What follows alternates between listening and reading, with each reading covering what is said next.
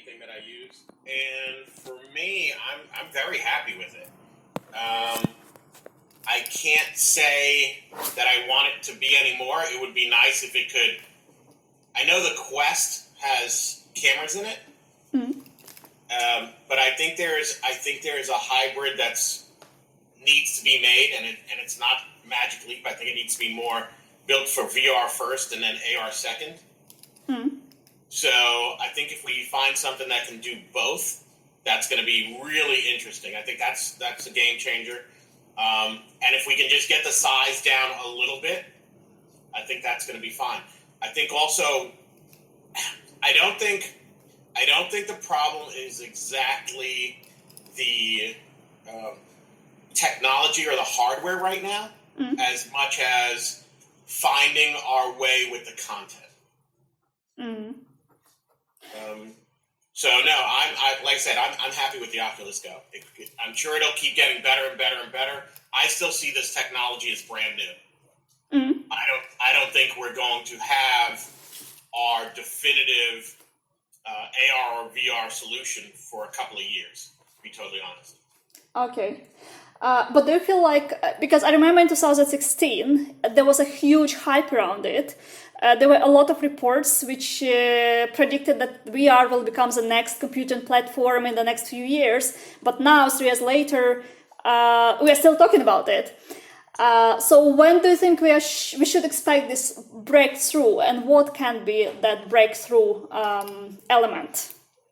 My theory on this is everybody just hyped it up and tried to make money off the tech, but that's like selling a TV with no channels. So we basically introduced technology with nothing to look at and said it's the next greatest thing. What has to happen is there have to be more people who can build content, and there needs to be more artists and creatives in the content building. Right now, what we have is mostly programmers and videographers, and I don't think anybody's looking at VR and actually taking the leap and going, okay, I'm building strictly for this. I'm not worrying about what people are telling me, because the hype machine basically said, we're going to have VR games and we're going to have VR films. It's like, we don't have any of that now. How are we going to have it then? Because VR is a language. It's a different language entirely of how to build things and how to navigate the human mind.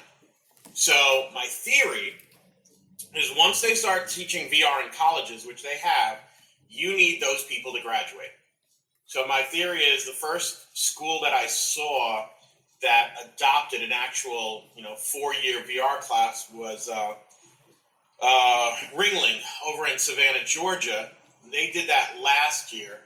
So I'm going to say we have 4 more years.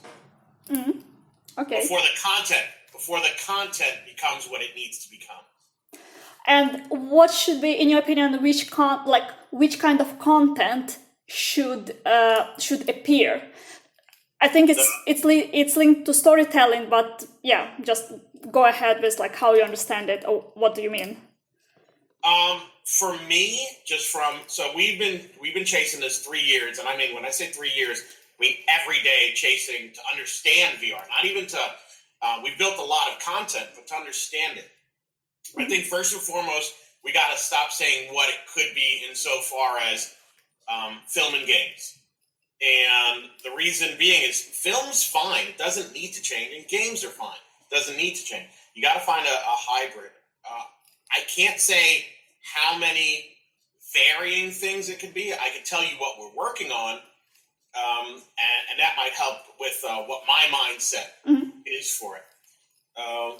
One of the things, the first time I saw it was just a still picture. It wasn't moving, wasn't doing anything. And I was enamored by it. I thought it was the most amazing thing. Everyone I work with is an avid reader and also a comic book reader. And where we wanted to delve into was since VR is kind of a personal thing, you're not really sharing it. We wanted to work with the idea of, okay, if it is a personal thing, what else is a personal thing that we all adopted and is entertainment? And that's books and comic books and graphic novels. So our thing is to actually create a graphic novel in VR space. And not meaning it has panels, but think about just a picture book that's around you with limited animation, that you can turn the page, you can look at what you want to look at. There's interactive things that you can actually call up. It's gamified, but it's not a game. So we're building a hybrid project. And I think that's what I would like to see is creators start thinking hybrid, not, hey, this is what it is, but going, this is VR, and these are the pluses and minuses of VR. So let's build for VR and not for a genre that already exists, like games and films. And let's not label it this, because it's not that. Yeah. May I ask you about your the idea with book in VR? Should their readers or participants read text in VR, or it's kind of like visualized? It is reading text. Okay. It's actually putting text all around the space. Oh, interesting. Yeah, so you're reading messages on the ceiling, you're reading messages on the floor, and all of them are. The reason we're doing it like that, there's several reasons. One of them is we've been in conversations with a lot of organizations for literacy, and literacy is on a decline. So we decided to take up the mantle of, hey, could we possibly make reading more fun for younger people, and actually more engaging and part of the story. The other thing is it helps with navigation, because you're going to stop wherever there's text. So if we want you to look at particular things and we have text, well, that's where you're going to look. And the last thing is something we found out by trial and error is your audio senses turn off if there is too much visual stimulation. So you're not actually getting the story if there's too much visual. Interesting. It's actually funny, but last time I ran a workshop at VR Science Festival in Stockholm, and the group actually decided to work on the project book in VR. And I remember navigation was a pretty debatable topic, because they were not able to agree on how should we navigate users in the VR.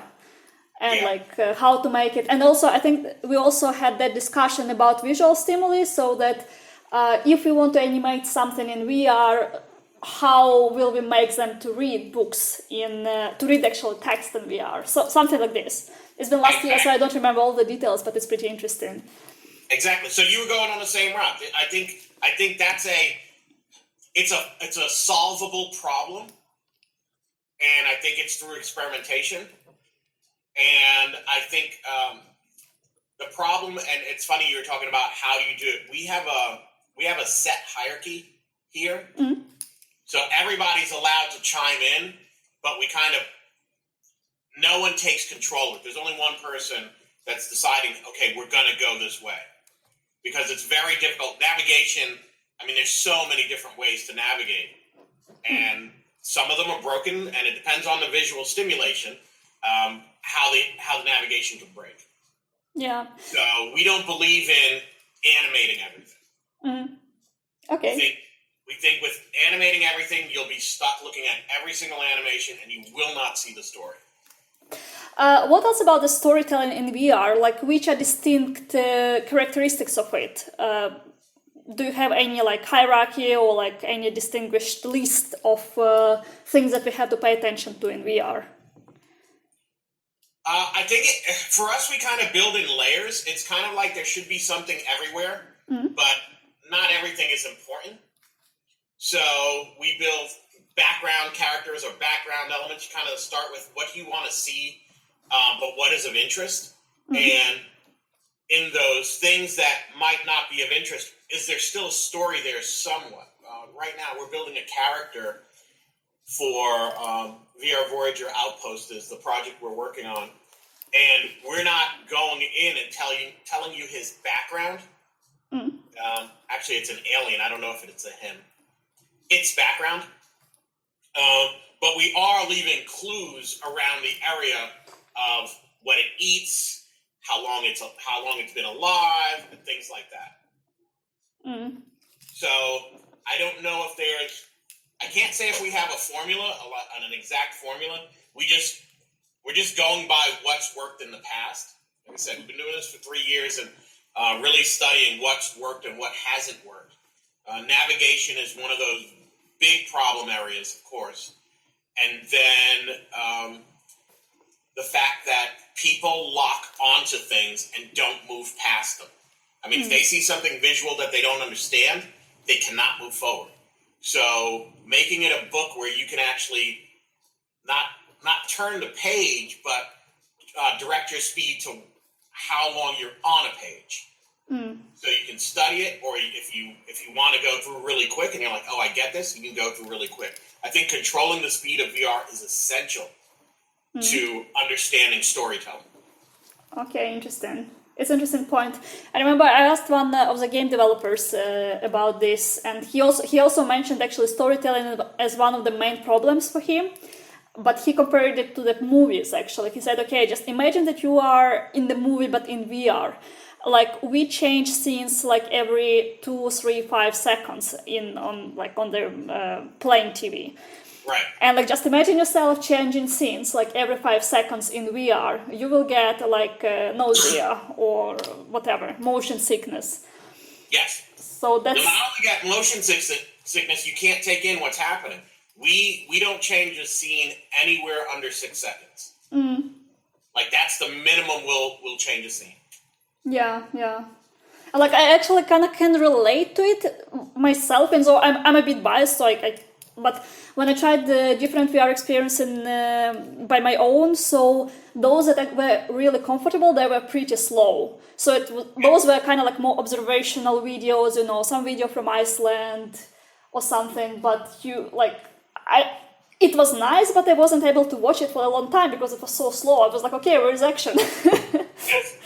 Yeah, it's a dance. It's absolutely a dance of how. So for us, we call it 6 screens. So basically, if you're watching video, it's 1 screen. If you're playing a game, it's 1 screen. But with VR, it's 6 screens. It's a cube that you're inside of, right? So we equate those 6 screens to a second per screen. So basically, if you have a second of information, you can actually take it in. So we just make sure that each second you have or each screen you have is enough that, this can hold you for a second. I think the bonus or the unfair advantage that we have over many VR creators is that we started in motion graphics and animation. So on the video side of it, there's a lot of rules that we use to say how many things have to move to keep you interested. Like, most of this can be broken down into a lot of video formulas that are constants. So for new people, that would be really hard to figure out timing, in my opinion. Yeah. In your opinion, when it comes to content, because you say that the content is the main problem now, people just have nothing to consume. Which kind of content should, can attract the interest of the audience, or like which kind of content should it be? And who should produce it, actually? The hardware developers should invest into it, like, I don't know, Oculus or HTC or Samsung. Should they also invest into content productions themselves? Or they should cooperate somehow with content developers, like how to deal with this problem? Well, I think that's a great question. First of all, it really is a mixture of creators and programmers. You need both because the creatives cannot take it to the level that it can be taken to by a programmer. So it just needs it needs a new type of team that's built for this. It needs to be, first and foremost, story has to lead, not the interaction, not gamification, but story. And the reason being is that the pacing in VR is different.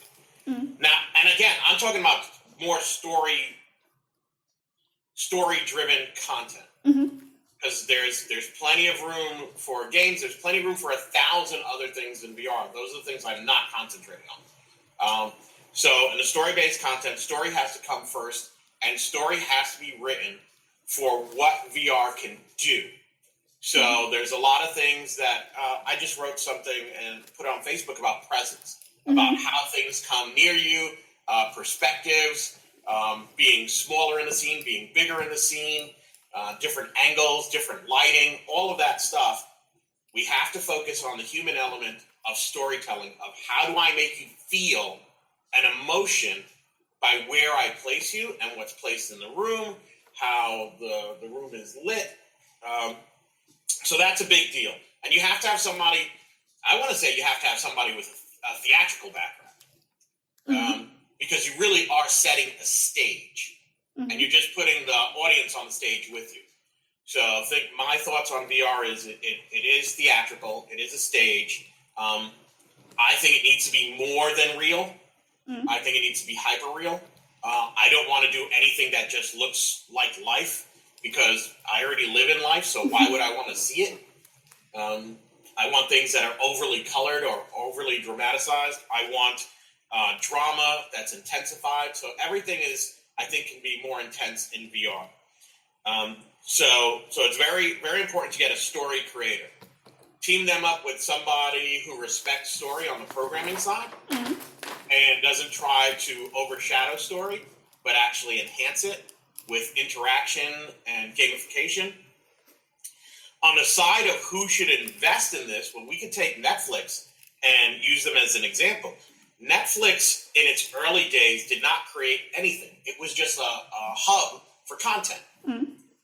So whoever decides to get, let's say Oculus, I'll use, if Oculus went and said, okay, we're going to be the hub for content, the first thing they have to do is have someone really pick out the content and categorize what this type of content is and how to get to it. They have the deeper pockets to do that. The smaller guys, they're never going to be able to do that. That's an investment in quality content, and that's an investment in the mechanics and the tech to hold all that content. So it's going to take someone, big to do that.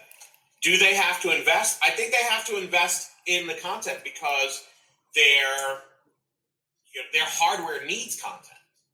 It's like building a game console without games.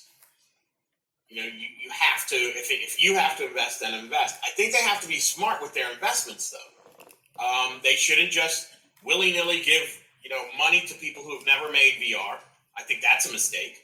I think they need to really go and have people pitch ideas and kind of like a Kickstarter. Pitch the idea, show that they can actually pull off some stuff, pull off some content, because the biggest risk is to invest in a company to build content and that company fails at the content. Because then there's that sour feeling about investing on that. Yeah. Yeah, interesting. I'm also thinking about another part of it, monetization of content.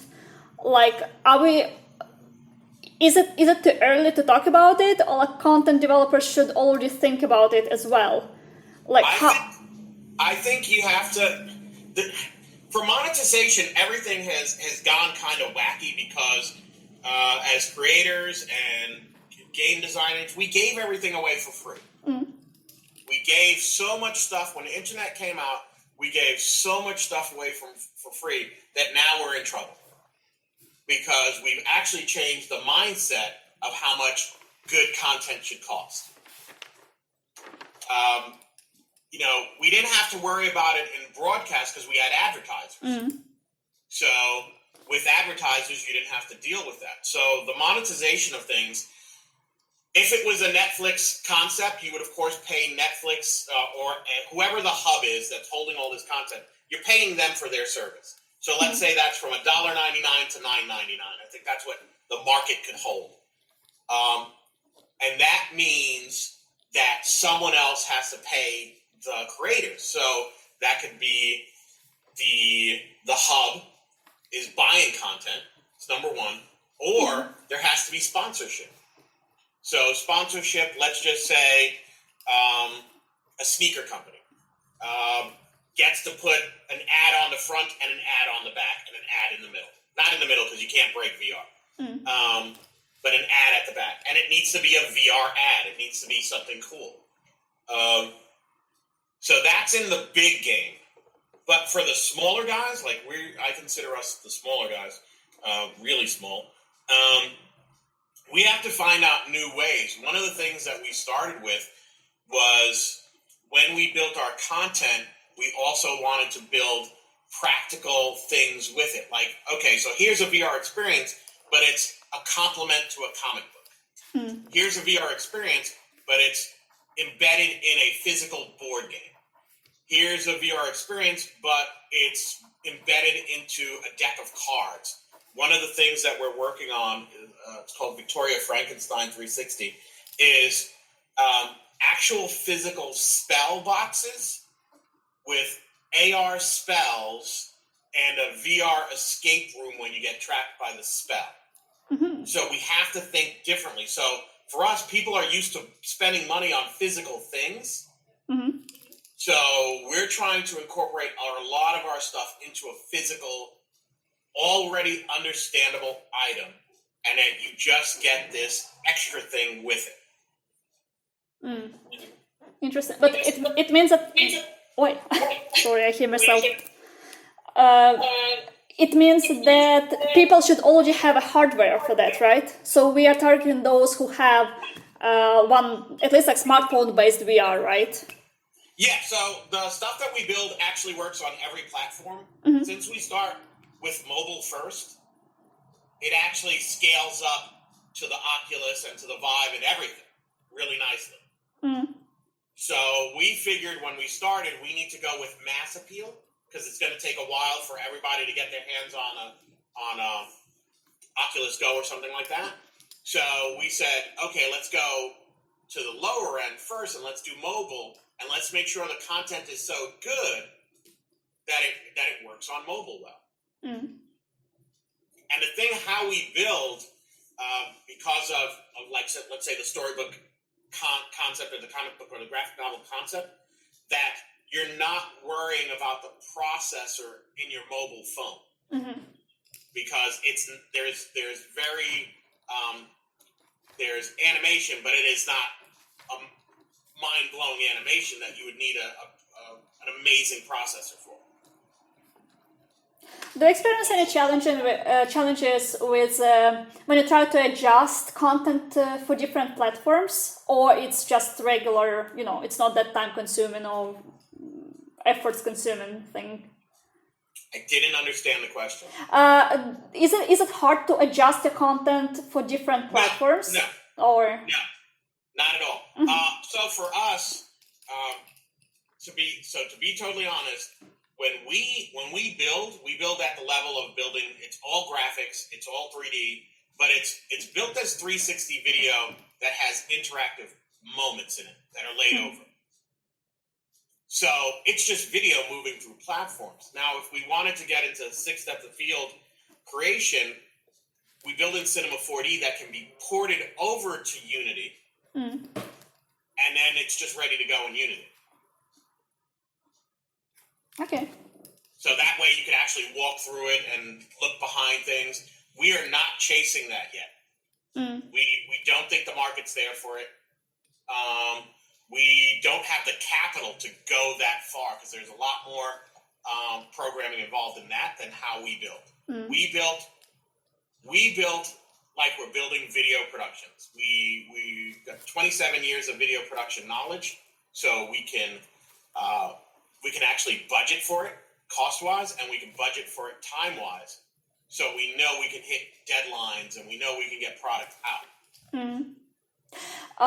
Did I understand correctly about the US market that there are enough devices in the market that if you produce any VR content, you don't have problems with reaching people or reaching the audience?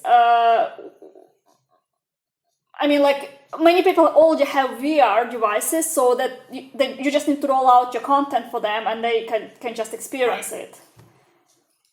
Yes. So the other thing is, since we built for mobile and it's swipeable too, you don't even have to have the glasses. So if you have a tablet or you have a phone, you can swipe on the actual VR engagement, or if you have your computer. So we made sure that it's content that can be seen anywhere. Yeah, it's interesting.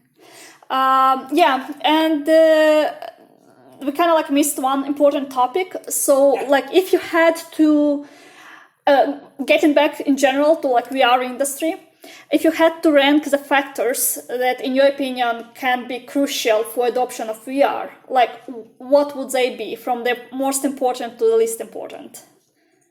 Education is the most important. Okay. Education of what VR is. I would try and shut down every hype.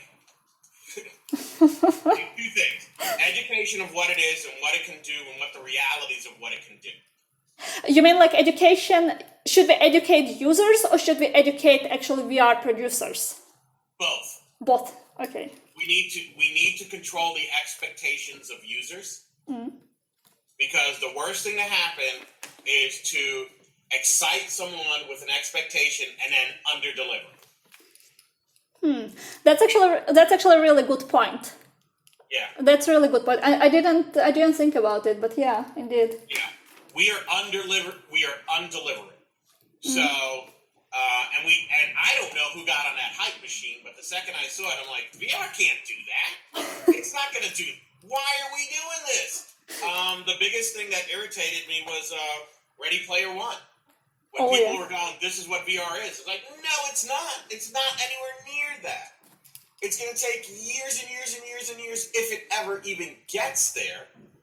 Why are we doing this? It doesn't make sense. And it's not that the movie didn't make sense. It's the people who were saying, hey, this is what VR is for us. Like, we have this now. No. Nowhere near that. And it would make you sick. Your body can't even handle what was happening in that movie. So that was such misguided hype. So that was a big deal to me. And all this Magic Leap nonsense of what they were doing, that was a waste of time. So companies need to be honest with what they have and what they can do and how they're doing it. But I actually don't think they even understand. The companies that are doing VR don't even understand what VR is, to be totally honest. I think they saw it as a monetization thing because everybody hyped it as being a lot of money, and they ran towards it like a moth to a flame, only to get burnt. It's a mistake. That's just my take on it. On the creator side, yeah, I think we need to educate the creators on the software. I think people need to know Unity. I think other software developers need to jump into the circle and build for artists and build for creators, and take a look at the tools that are already being used by artists and creators like Photoshop and After Effects and Cinema 4D, and start learning our language of how we build, and build software that makes it easy for us to jump in this space. Because let me tell you, when you get the creators in there, the animators, the motion graphics people, the writers, to jump in this space, it's going to be amazing. They just haven't jumped in yet. Why do you think so? Because they don't have enough experience, or there is not enough interest from their side? They're terrified of coding. Okay. It's as simple as that. You talk to any artist, and hey, do you want? No, that's coding. No way. It's really simple. It just needs it. The people who build VR need an interface that is comfortable for them. An artist does not code. Yeah. Okay. And two more things that I would like to ask you. One is about actually motion sickness. Like, do you think it's a big problem now, or like the more advanced hardware we have and the more advanced content we have, like this problem would be eliminated? No, because they're talking about frame rates, and that's ridiculous. The actual thing is the human mind you're basically tricking it, and it doesn't want to be tricked. You're basically lying to all of your instincts by putting someone in a moving car or something like that when their body is not feeling the inertia. So frame rate isn't going to do anything. You have to find solutions how to fix those problems. I mean, one of the problems, like making stationary items, like if you're in a car, making sure that the mirror is where I can always see it, the dashboard is where I can always see it. There's a frame around the windows where I can always see everything. That means your body can actually lock onto something, and it's not going to get sick. So we have to build better, and we have to build differently. Now, don't get me wrong. I'm a fan of make the hardware better. But with motion sickness, you got to go and talk about the human factor of it. It is a separate thing from the hardware.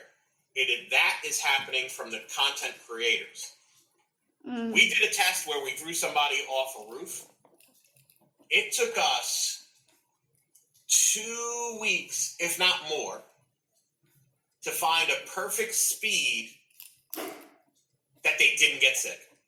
And what we did was we actually blurred the background with a vertical blur to make it feel like speed, and that's how we did it. So it wasn't we didn't move we found a perfect speed for the camera, which was way too slow, but we changed what the background was to make it feel like it was going faster.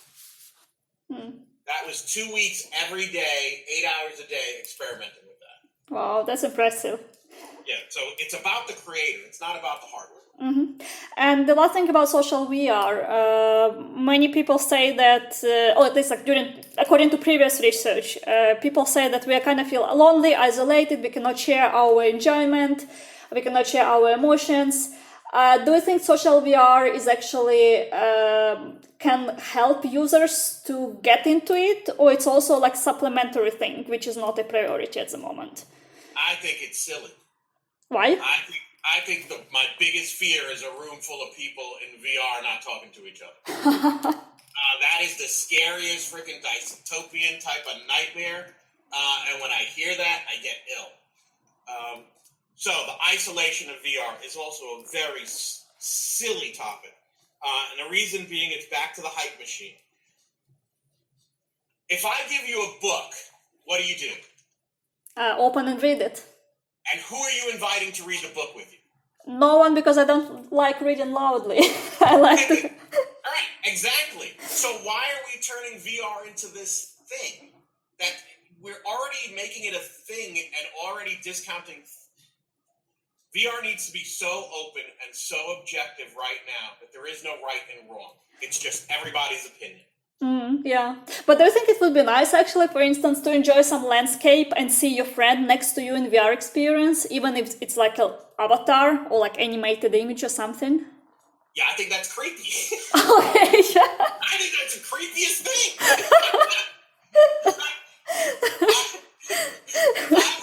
I went to Vegas, and don't get me wrong, there are places where it makes sense. I think in gaming, that's awesome. But I think it's one of those things that we don't have the space in our house to actually take advantage of it. I mean, I went to Vegas with a business partner of mine, and we did one of the experiences in a warehouse where he was an avatar and I was an avatar, and it was amazing. It was absolutely amazing. And when you're in a space like that, I totally think the more people in that space, but there was also beacons that said, hey, you're going to run into this person. Always in your glasses. Hey, you're going to run into this wall. Always in the glasses. They had a warehouse where you could have real movement. So I don't think I could ever experience that anywhere in my house without killing myself or breaking something. So, no. I think it's great for events. I think it's great for amusement park situations. Do I think I need to sit there with so I have some of the guys who I work with in the room, and Christian just passed me a note. I think she means online, like where you are not next to each other. Mm. Is that what you meant? Well, yes and no. I mean, like in what I meant, in like you don't need to be next to each other in the real world, but you can be next to each other in VR. Okay. It's I'll give you actually, an example. yeah. Right now we're having a conversation. Mm-hmm. Do you need to be sitting next to me to have this conversation? Would it make you feel better? Not really, but for instance, what if we were about to experience something? Like, I give you one example. It's actually one company that didn't allow me to disclose this information, but they... Talk around it. Yeah, exactly. I mean, so they planned to... they hope that experiencing live events in VR, like, I don't know, boxing, football, whatever you call it, so can attract users. But what they realized, the fact that you actually can't enjoy football in VR with your friends, that was a negative factor for them. So people want to enjoy football with their friends, but they don't want to sit there by themselves and just watch it there. So I think it could also be applied to many other experiences, not necessarily sport experiences or like events. So let's talk about that for a second, because I have ethical views on what you're talking about. Okay. I do not think VR experiences are for long-term engagement. Mm-hmm. I do not think that VR experiences are to watch. This is opinion. This is not factual. I have no scientific proof. This is just my take on it. I'm not going to sit with the glasses on. In fact, I take the straps off of all of my glasses. I want to have the experience and then put the glasses down. I want 5 to 10 minutes, and that's it. Mm. I do not want 30 minutes with those glasses on my face. They're sweaty and yucky. I agree. They're heavy. They're annoying. I'm sure I'm going to get a rash. No. Mm. They're fogging up in the glasses because I'm breathing in them. No. I don't want to ever come in, and if I was a parent, seeing my kid for 30 minutes in a pair of glasses. No. We're trying to force this. We're trying to force something that we're already seeing isn't working. So why are we pushing that so hard? Why aren't we going and we're going, okay, what do people like and what do people don't like? Let's bring 100 people in the room and let's put glasses on all of them and let's put them and to watch a movie. Oh, look, 90% of them don't like it. Let's not chase this ever again. Mm-hmm. Let's find something else. The medium is different. It's not TV. The medium is different. So let's respect the medium and try and learn from it and build from what we learn, as opposed to taking preconceived notions about what we knew and shoving it into the glasses. Mm. I don't think there's actually a respect level for the medium, to be totally honest. Well, actually, yeah. People whom I asked about like how much time they spent in VR, they said like around like maybe 30 minutes max. Although that's a max amount of staying. Yeah, it's a max. Although there was one man who said that he can spend in VR like 1 or 2 hours, and he really loves it, and he even tries to watch Netflix in VR, which is pretty interesting. But yeah, it was one man. What? That's a thing. It's a very niche thing for people, and there's no monetization there. Yeah, but not yet.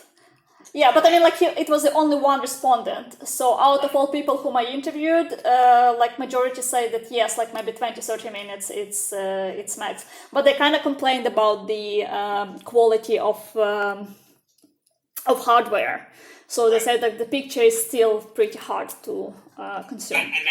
And that's where you need all of the frame rates to be corrected, especially if you're going to stay that, because then you're having eye strain.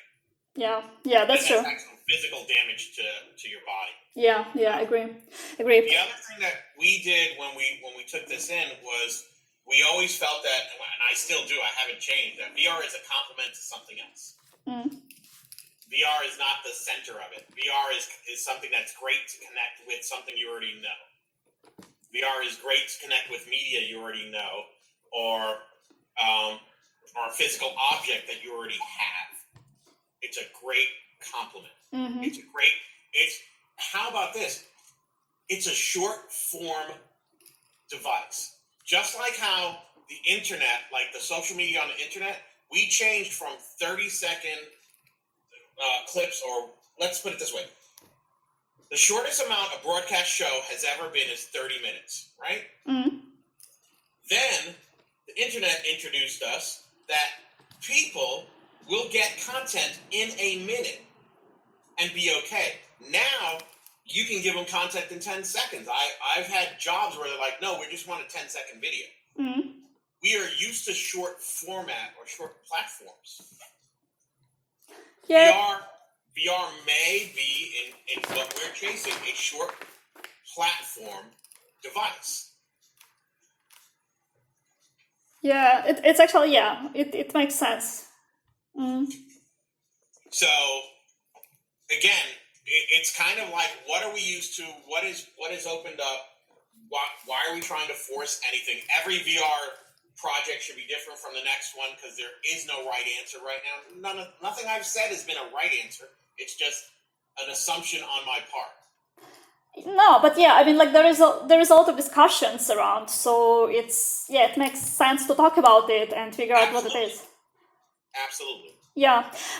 Okay, I see that we already took 50 minutes. Like, I hope you don't rush anywhere because I feel sorry. No, I'm fine. I love talking about this. Yeah, I also, like, I got a lot of, like, other different information which I got from different respondents, so, like, it's also a food for thought for me. So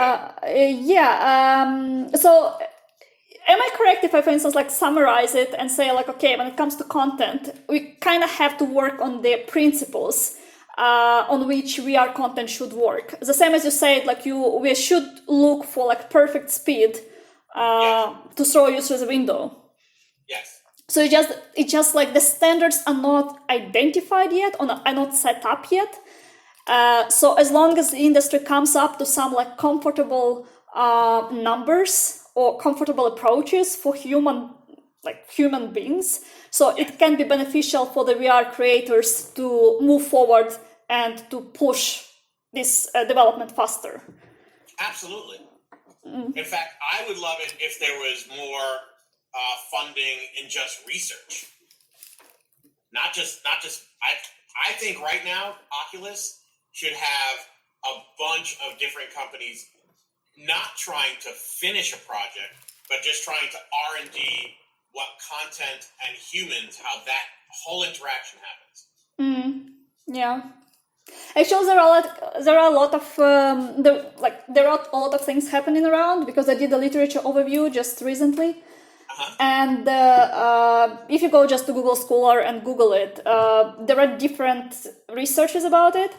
But majority of the researchers, to be honest, they're focused on hardware. Right. And they're not that much focused on content. So some of them there are not that many of them who actually examine or explore certain event or certain type of content and how people react to it. So it's still like, more surrounded around the content rather than about content or everything else. Right, and that's why they're failing. Yeah. But maybe I don't know, like if you check it out, maybe you'll find something interesting. The main problem for me is that the research that they've done, that they published now in 2019, the data was collected mostly in 2017.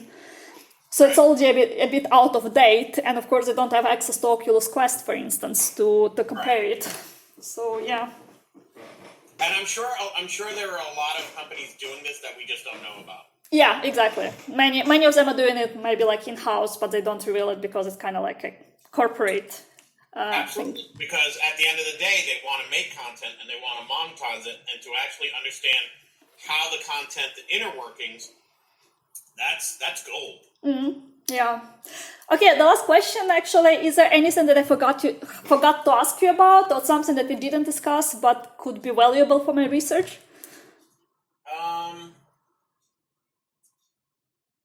I think the most important thing is really to get that formula, like what we were just talking about, that formula underneath the content of what it is.